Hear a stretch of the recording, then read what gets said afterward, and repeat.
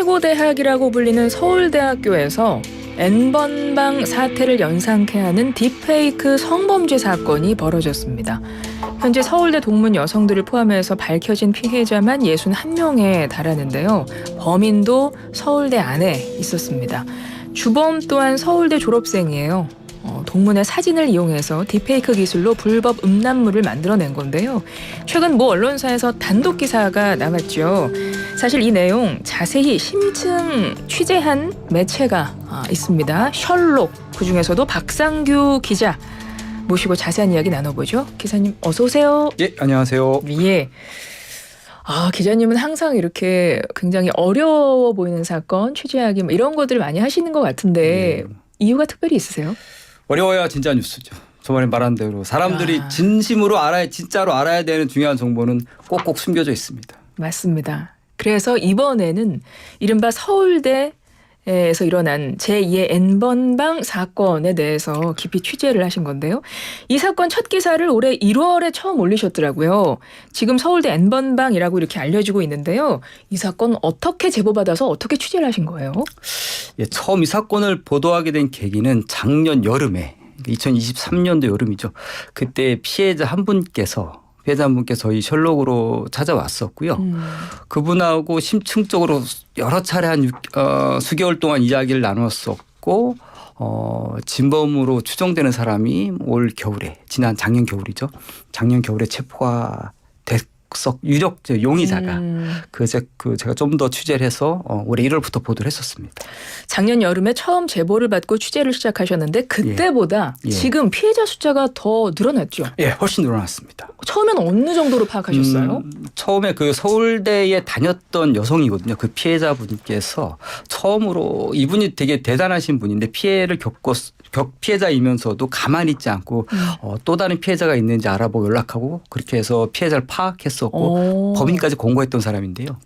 이 피해자 여성분이 처음 저희 찾아왔을 때 저희가 셜록에 처음 취재했을 때 10여 명 정도 피해자분이 그때 파악된 게 10여 명 정도였었습니다. 예. 와, 그런데 지금 6배 정도가 늘어난 거네요. 자, 이 범행 이게 한 명이 아니라 단독 범행이 아니라 여러 명으로 지금 추정합니까, 용의자를? 지금 경찰에서 한 5명, 6명 정도 체포한 걸로 알고 있는데요. 어쩌면 더 늘어날 수도 있다고 저희는 보고 있습니다. 그래요? 예. 그러면 이 여러 명이 범행을 저지른 건데 몇 년 정도 지금 범행이 지속된 걸로 보세요? 제가 파악한 걸로 따지면은 이 범행이 시작된 거는 한 3, 4년 정도 됐고 물론 이제 제가 취재 안 하고 경찰이 파악하고 저희가 모르는 또 다른 익명의 또 피해자가 있을 수 있거든요. 그분들까지 합치면은 이 피해는 뭐 규모라든가 시간이 더 과거로 거슬러 올라가겠죠. 상당히 긴 오랫동안 가해와 피해가 이어진 걸로 저희는 보고 있습니다. 3, 4년 동안입니다. 그리고 범인으로 지금 보이는 용의자도 대여섯 명 더 늘어날 가능성도 있고 이들이 지난 3, 4년 동안 도대체 무슨 일을 벌인 거예요? 어떤 일이 있었냐면은 우리가 보통 요즘 SNS라든가 아니면 이제 이렇게 대화하는 카카오톡. 카카오톡 같은 경우에는 사람들이 자기 프로필 사진 올려놓잖아요. 그렇죠. 이 가해자들이 되게 용의주도한 게 뭐냐면은 피해자들의 자기 동문들이죠. 친구거나 지인들의 카카오톡 프로필 사진을 주로 이용을 했어요. 자, 이게 왜 무서운 일이냐면은 보통 많은 사람들이 카카오톡 프로필 사진 설정하면 과거의 사진을 삭제하시는 분들이 많이 있습니다. 근데 가해자 일부 나쁜 이 가해자 남성들 중에는 아주 수년 전부터 아주 오랫동안 그 피해자 여성들의 사진을 계속 저장해뒀던 거예요. 사진이 계속 바뀌니까 그때마다 사진을 다 저장해놓고 이거를 가지고 허위 영상물을 만든 거죠. 흔히 말하는 음란물을 만들어가지고 자기들끼리 서울대 대화방에서 서울대 N번방이라고 하는 텔레그램에서 이야기를 하거나 아니면 또 직접 이 사진을 그 피해 여성한테 보냅니다. 왜요? 괴롭히는 거죠. 이렇게 했으니까 협박하는 거예요? 그러니까는 협박이라기보다 금전적인 요구를 하거나 그런 거는 제가 파악할 수는 없었고요. 되게 조롱하고 약 올리고 그러니까 모욕을 그 사진 주는 거죠. 이들의 피해자의 사진을 자기네들이 저장하고 구해서 그거를 합성하여 음란물을 만든 다음에 그걸 보내요. 그 음란물을 또 당사자한테 보냈다는 거예요? 당사자들한테 보냈고 자기들끼리 텔레그램 대화방에서 조롱하면서 놀고 그리고 네 사진 띄워놓고 저 외국에서 누가 이러고 있다. 되게 음란한 짓을 하고 있다. 그걸 또 보내주고 상당히 오랫동안 긴 시간 동안 괴롭혔습니다. 이번 사건도 텔레그램이 등장하더라고요. 예, 예. 예전에 그 N번방 2019년입니다. 그 예. 주범이었던 조주빈 같은 경우도 같은 수법 아니었나요? 굳이 비교를 하자면은 조주빈이야말로 좀 더 잔혹한 뭐 가해자였고 그렇다고 해서 이번 서울대 N번방 가해자들이 뭐 수위가 낮다 그렇게 보기는 좀 어렵습니다. 이분들도 네. 아주 오랫동안 피해자들 괴롭혔고 또 이분들이 이렇게 오랫동안 범죄를 저지를 수 있었던 것은 나는 안 잡힌다. 텔레그램에서 이뤄진 일은 잡을 수 없다라는 그러한 믿음을 갖고 범행을 했던 거죠. 이런 거는 조주빈 씨하고 똑같죠. 나 절대로 못 잡아. 그런 텔레그램을 마음이 이용한 거는 예. 당시의 수법과 비슷하고 그런데 뭐 조주빈은 굉장히 흉악한 범죄입니다. 실제 거기는 합성이 아니고 실제 제작을 했어요. 그렇습니다. 그리고 여기는 음란물 합성인데 사진 합성인데 이거는 피해자 입장에서는 굉장히 더 또 분노가 찰 수 있는 그런 일이기도 해요. 예, 그렇습니다. 이분들이 가장 고통스러워 힘들었던 것이 뭐냐면은 이런 흔히 말하는 딥페이크 사건이죠. 네. 사진을 가지고 합성하는 건데 이런 경우에는 자기 주변 지인들을 의심해야 되거든요. 그렇죠. 가해자 중에 뭐 성명 불상에 모르는 사람이 아니라 내 가까운 친구, 내 지인, 내 이웃 그 사람이 지금 현재 내 사진을 가지고 음란물을 만들어서 유포하고 조롱하고 있어. 가까운 사람들을 의심할 수밖에 없었던 그 고통이 이분들한테 엄청난 트라우마와 상처가 됐던 거예요. 실제 피해자분들이 그런 말씀을 하셨군요. 예, 그게 가장 어려웠고 가까운 사람을 의심해야 되는 거. 그리고 가까운 사람이 나를 가지고 이렇게 조롱하고 나를 성적 대상화하고 있구나. 그런 분노가 컸던 거죠. 그러면 이 아까 주범을 비롯해서 예. 아까 한 대여섯 명의 일행이 있다고 하시지 않았습니까? 예, 예. 범행을 함께 저지른 이들이 지금 피해자들과 다 알고 있는 사람들인 거예요? 피해자들도 광범위하고 가해자들도 좀 약간 여러 명이어서 이게 다 겹치기도 하고 안 겹치는 분들도 있는데 상당 부분이 지인들입니다. 서울대 동문이거나 같은 과거나 아니면 같은 로스쿨을 다녔거나 그런 사람들입니다. 지난 주말에 피의자 20대 남성 구속 소식이 전해졌는데 예. 지금 가해자들 수사는 어디까지 진행이 된 상황인가요? 가해자 수사는 한 두세 명 정도가 제가 파악하기에는 네. 구속 수사가 된 걸로 알고 있고요. 그리고 이제 나머지 둘은 또 이렇게 불구속 수사 그리고 있고 그리고 또 피해자분들이 용의자로 추정했던 사람 현재 한 명 또 재판을 받고 있고 물론 이분은 현재 아직은 재판을 받고 있지만 유무죄 내지는 강력한 혐의에 대해서는 아직 좀 더 검증이 필요한 단계입니다. 앞서 그러셨어요. 이 가해자들이 피해자들에게 못 잡는다 조롱하기도 하고 그랬다고 하지 않으셨어요. 그런데 경찰 수사 뒤에는 피해자들 앞서 말씀하셨던 그 여성 끈질긴 노력이 있었다고 들었습니다. 예. 어떤 과정이 있었던 건가요? 이 텔레그램 이런 허위 딥페이크 사건 같은 경우에는 어떻게 보면 이런 피해를 안 겪은 사람들은 쉽게 얘기할 수 있군요. 그건 뭐 그냥 잊어버려. 그냥 네가 한번 운이 안 좋았다고 생각을 해. 너무 그렇게 상처받지 마 그렇게 말하지만 이 당사자들은 큰 고통을 받죠. 하지만 주변에서 자꾸 이렇게 가벼운 일이라고 하니까 이분들이 신고를 못하는 경우가 굉장히 많아요. 근데 이 사람들은 이 서울대 피해자들은 이거는 참으면 절대 안 된다. 내가 참으면은 나보다 좀 더 사회적 취약계층이라든가 미성년자들은 얼마나 더 큰 고통을 겪을까. 가해자는 분명히 잡힌다라고 하는 사례를 만들어야 된다. 난 참지 않겠다 하면서 이분들이 무려 2, 3년 동안 범인을 추적을 해요. 피해자가 직접이요? 피해자분들이? 그러니까 사실은 이 사건 중요한 건 뭐냐면 경찰은 수사를 안 했어요. 사실은.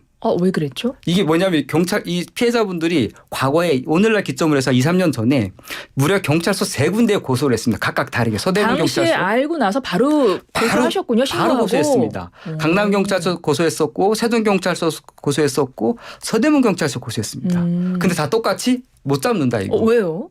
그 이유를 든 이유가 있을 거 아니에요. 텔레그램은 서버가 해외에 있기 때문에 범죄 협조가 수사 협조가 안 되고 증거도 잡기가 어렵다. 수사 어렵다. 그래서 결국엔 다 무혐의가 아니라 증거 불충분으로 다 수사 종결시켰던 사건이에요. 그랬던 사건을 어떻게 피해자들께서 이분들이 법인 검거까지 참지 않고 자기들이 증거를 수집을 해요. 어떻게 수집했어요? 어떻게 했냐면은 자기들끼리 이게 우리가 다 똑같이 그 카카오톡 프로필 사진으로 범죄 피해를 겪었으니까 우리 모두 공통된 친구 중에 분명히 한 명이 가해자일 거야. 그렇게 또 추려보고 그중에서 의심되는 사람한테 용의자로 추정되는 사람한테만 특정한 사진을 보냅니다. 이렇게 프로필 사진을 변경을 해요. 그 사람을 볼 수 있게. 근데 그 사람이 딱 이걸 가지고 허위 영상물 제작을 했습니다. 그 사진이 영상물로 제작이 됐고 그러면 이 사람이 용의자로 추정된다 해서 또 고소를 했죠. 근데 그것 역시 경찰에서 또 무혐의 아니라 이것도 기소하지 않았습니다. 그러니까 경찰도 경찰도 이 사건을 좀 적극적 수사하지 않았고 검찰에서도 이거를 무혐의 처리했습니다. 불기소 처리했습니다. 그래서 이분들이 또 참지 않고 고검에다 항고를 하죠. 네. 다시 판단해달라. 고검 역시 이거를 불기소 처리합니다. 이 피해자들이 여기서 또 멈추지 않고 우린 더 이상 여기서 멈추지 않을 거야 해서 법원에다가 재정 신청을 합니다. 예. 검찰이 이렇게 판단했는데 법원이 한번 검찰의 판단이 합당한지 판단해 주세요. 그랬는데 법원에서 대역전이 벌어지죠. 네. 법원에서. 예. 야 이거 기소해. 이거 기소해. 그리고 수사해. 그렇게 해서 수사가 시작이 된 거예요. 그때부터 이게 수사 탄력받은 거군요. 수사 탄력받은 정도가 아니라 이때부터 수사가 진행된 걸로 봐야 됩니다. 그때부터 실질적인 수사 시작인 거군요. 그렇죠. 그러니까 사실은 경찰이 물론 마지막 순간에는 많은 노력을 했지만 네. 이 사건의 범인은 피해자들이 잡은 거예요. 그런 생각이 들어요. 그러니까 경찰 입장에서도 아까 뭐 이제 증거 불충분, 그러니까 예. 경찰이든 뭐 검찰이든 뭔가 증거가 있고 해야 기소를 할 만해야 그분들도 사건을 접해서 수사를 시작할 텐데 나름의 고충이 있으셨을 거라고 생각은 합니다. 예. 다만 여기서 중요한 거는 이런 사건이 그래서 범인들을 잡는 게 굉장히 힘들다는 거 한번 현실적으로 느껴지고 거기서 이 피해자들이 얼마나 용기 있게 실질적으로 행동하고 멈추지 않고 포기하지 않고 끈질기게 계속 한 것들 범인을 잡기 위해서 그 부분이 정말 대단하신 것 같으네요. 예, 이분들이 정말로 우리 사회에 귀감이 될 만한 사례를 하나 만들었다고 생각을 합니다. 그렇군요. 자, 그렇게 해서 지금 수사가 진행 중이고 뭐 지금 막 조사를 하고 있을 텐데 범행 동기 뭐 어떻게 추정을 해야 되는 거예요? 이분들이 뭐 금전적으로 뭔가를 요구한다거나 그런 거는 아직까지는 밝혀지지 않은 걸로 저는 알고 있고요. 그냥 성범죄, 자신들의 쾌락과 즐거움을 위해서 타인을 그리고 가까운 지인을 도구화한 아주 안 좋은 성범죄입니다. 영리적인 목적도 아직은 드러나진 않았고 다만 그것들을 보면서 자기들끼리 조롱하고 혹시 이거를 뭐 우리 불법 사이트 같은 데 있지 않습니까? 그런 데 넘겼거나 뭐 이런 걸 아직 밝혀진 건 없어요. 그렇게 저희는 추정되는 측면이 있었거든요. 왜냐하면 이분들이 가해자들이 피해자한테 네 사진 외국에 올렸어. 외국인들도 널 보고 되게 좋아하더라. 뭐 그런 얘기를 했거든요. 충분히 유출될 수도 있고. 그러니까요. 또 그 N번방에 있던 그 가해자들이 또 다른 데 다운받아서 올렸을 수도 있고요. 그러니까요. 충분히 유출될 수 있고 피해가 더 확산될 수도 있는 상황입니다. 그것도 지금 조사하고 있는 중인 거군요. 기자님도 이번에 취재하시면서 아무래도 심층 취재를 하시다 보니까 피해자들이랑 이야기도 하셨을 거고 실제 피해자들이 모아놓은 그 증거를 다 보셨을 것 같아요. 그렇다면 텔레그램 안에서 어떤 대화들이 오갔는지도 보셨을 것 같습니다. 정말로 끔찍한 충격적이었던 대화가 혹시 있으셨어요? 그 허위 영상물 제작 그러면 잘 실감이 안 되는데 그 영상 그 허위 영상물을 보면 정말로 그 피해자가 겪었을 모멸감과 그 상처는 엄청나게 컸을 거예요. 되게 조잡하면서도 되게 모욕적인 사진을 만들어 놓고 되게 음란한 걸로 이렇게 만들어 놓고 그리고 아주 대화를 저질로 해놓고 너를 처음 만났을 때 내가 뭐 어땠다. 그런 거를 직접 피해자들한테 보냈다는 이야기예요. 그걸 그대로 다 합니다. 그리고 피해자가 나는 계속 답을 요구합니다. 너 기분 너도 좋지 않아. 너도 한번 즐겨봐. 막 그런 식으로 약 올리고 합니다. 그렇군요. 지금 보이는 라디오가 지금 박상규 기자님과 셜록의 박상규 기자님과 이야기를 나누고 있어요. 이번에 이른바 서울대 N번방 사건이라고 불리는 딥페이크 성범죄 사건에 대해서 인터뷰 중인데요. 방송은 지금 제대로 진행이 되고 있는데요. 저희가 보이는 라디오로 유튜브로 보이는 라디오를 진행하고 있는데 지금 스튜디오에 불이 나갔습니다. 스튜디오에 지금 불이 나가서 아마도 지금 보이는 라디오는 나가고 있는데요. 화면이 굉장히 어두워졌어요. 청취자 여러분 좀 양해해 주시기를 바랍니다. 들어왔네요. 들어왔습니다. 무슨 일이 있었는지 모르겠는데 아마 이 스튜디오 내에서도 뭔가가 좀 충격이 좀 전달된 게 아닌가. 불을 다시 들어왔습니다. 5275번님 세상에 너무 무서워지네요. 피해자는 일상생활 못할 것 같아요. 그러니까요. 지금 똑같이 다들 이런 생각하실 것 같고 지금 그 충격이 대단하실 것 같은데 일단 지금 피해자들의 지금 심리 상태 이런 건 어떻습니까? 그것도 걱정이 되는데. 뭐 워낙 적극적으로 이렇게 가해자를 잡기 위해서 노력은 하셨지만 이분들이 2, 3년 동안 범인을 추적하면서 네. 정신과 진료를 많이 그렇죠. 받았었고 그러셨을 것 트라우마 같아요. 때문에 자기가 꿈꾸던 직업에서 물러나신 분들도 좀 계시고 왜냐하면 이게 너무 스트레스 받고 일에 집중하지 못하는 경우가 발생하고 지금도 최근까지도 잠을 제대로 못 잤고 그러실 것 같아요. 예, 우울증에 시달리고 그렇습니다. 그런 좀 피해를 호소했었습니다. 그러니까요. 7451번님 서울대 피해자들의 끈질긴 추적 대단합니다. 대단해요. 샅샅이 밝혀서 뿌리 뽑아야 합니다. 이런 의견 보내주고 계신데요. 사실은 이번 것이 딥페이크 음란물이지 않습니까? 이제 네. 앞으로 갈수록 점점 이런 아주 잔인한 굉장히 이런 비열한 수법은 늘어날 것 같은 그런 느낌인데 일단은 서울대 차원에서도 디지털 성범죄 예방 교육에 나선다고는 합니다. 이런 거 앞으로 막을 수 있는 방법 어떻게 보세요, 기자님? 막을 수 있는 방법이 경찰은 없다라고 옛날에 이건 잘 막기가 어렵다라고 하면서 수사에 좀 적극적이지 않았는데 막을 수가 있습니다. 예, 어떻게 방법이 있을까요? 물론 제도와 법적인 측면에서도 물론 보완할 점 많이 있지만 가장 중요한 것은 이번 서울대 사례처럼 가해자는 분명히 잡힌다라는 메시지를 정확히 국가에서 주면 이런 범죄는 줄어듭니다. 현격하게. 네. 근데 이런 메시지를 정확히 주지 않기 때문에 그냥 수사 어려워. 이런 거 원래 텔레그램은 못 잡아. 그렇게 하니까 더욱더 텔레그램에서 활기를 치는 겁니다. 가해자들이. 이번처럼 가해자는 분명히 잡힌다. 이런 메시지를 국가에서 그리고 경찰은 우리도 끝까지 수사한다. 이거 가벼운 범죄 아니다. 그렇게 인식을 하고 매달려야 되는 게 필요해 보입니다. 예. 2500번님 보이는 라디오 보다가 깜짝 놀랐네요. 스릴러 보는 것처럼 숨 죽이고 보고 있었는데 갑자기 불이 꺼져서 덜덜덜. 저희도 진짜 깜짝 놀랐습니다. 슬기로운 라디오 생활 방송하는 중 이런 적이 지금 처음인 것 같아요. 아마 다른 프로그램도 생방송 중에 이런 적이 처음인 것 같은데 김 기자님 가지고 오신 이 내용 자체가 워낙 충격적이다 보니까 그 기운이 여기 전달된 게 아닌가 스튜디오에 이런 생각이 들고요. 향후에 이제 끝으로 재판 과정에서도 어떻게 취재 계속 이어나가시는 거예요? 예, 재판 계속 취재할 예정이고요. 아마 거기서 또 이 범죄자들의 용의자들의 어떠한 또 다른 수법이라든가 또 다른 피해가 또 밝혀질 수 있기 때문에 끝까지 잘 취재해 보도록 하겠습니다. 알겠습니다. 조금 더 애써주시길 부탁드리고 청취자 여러분 다시 한번 보이는 라디오 보시는데 스튜디오 불이 꺼져서 좀 놀라셨을 텐데요. 다시 한번 양해 부탁드립니다. 지금까지 설록 박상규 기자와 함께했습니다. 고맙습니다. 네, 고맙습니다.